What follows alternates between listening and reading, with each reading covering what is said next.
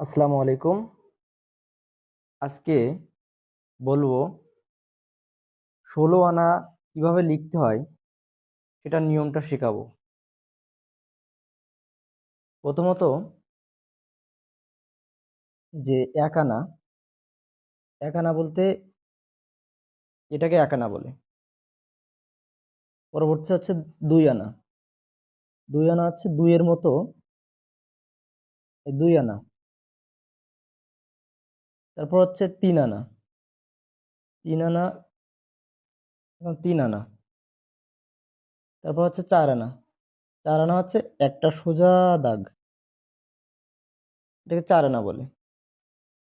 এরপর হচ্ছে ৫ আনা। ৫ আনা হচ্ছে ৪ আনা দেওয়াল দিলাম, তারপর এই যে ১ আনা, এই ১ আনা এখানে নিয়ে আসলাম, এটাকে ৫ আনা। এবার হচ্ছে ৬ আনা। ৬ আনাও সেম, এই যে ৪ আনা দিলাম, ৪ আনার পরে এই যে ২ আনা, এই ২ আনা নিয়ে আসলাম, এই ৬ আনা হয়ে গেল। ৬ আনার পরে ৭ আনা। ৭ আনা এই যে ৪ দিলাম, ৪ আনা, তারপর হচ্ছে এই ৩ আনা, এই ৩ আনা দিলাম, তাহলে কত হলো? ৭ আনা। এবার ৮ আনা। ৮ আনা হচ্ছে এই ৪ আনা দিলাম, তারপরে আর ৪ আনা,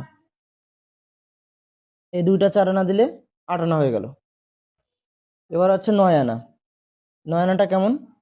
৯ আনা হচ্ছে এই ৪ আনা, এই ৪ আনা, ৮ আনা। ৮ আনার সাথে এই ১ আনা নিয়ে আসলাম, এই ১ আনা নিয়ে আসলাম, এই হয়ে গেল ৯ আনা। ৯ আনার পরে ১০ আনা। ১০ আনাটা কেমন?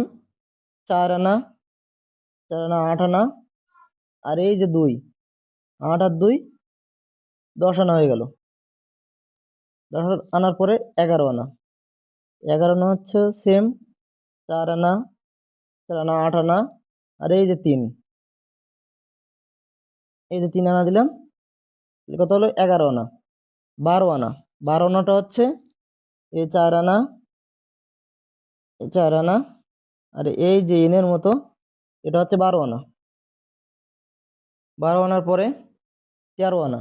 ১৩ আনাটা হচ্ছে এবার এটা ৪ আনা, এটা ৪ আনা, এই ১২ আনার পরে এই যে ১ আনা, এই ১ আনা দিলাম, এই গেল ১৩ আনা। ১৩ আনার পরে ১৪ আনা। ১৪ আনা কেমন হবে? ৪, ৮, এই দিলে ১২ আনা হলো, আর এই ২, ২ দিলাম, ১৪ আনা হয়ে গেল। ১৪ আনার পরে ১৫ আনা, এই ৪, ৮, তারপরে ১২, আর এই ৩, এই ৩ আনা দিলাম, ১৫ আনা হয়ে গেল। আর ১৬ আনা মানে আমরা সবাই জানি, ১৬ আনা মানে ১ টাকা। এই তাহলে ১৬ আনা লেখার টোটাল নিয়ম হলো এটা। ধন্যবাদ সকলকে।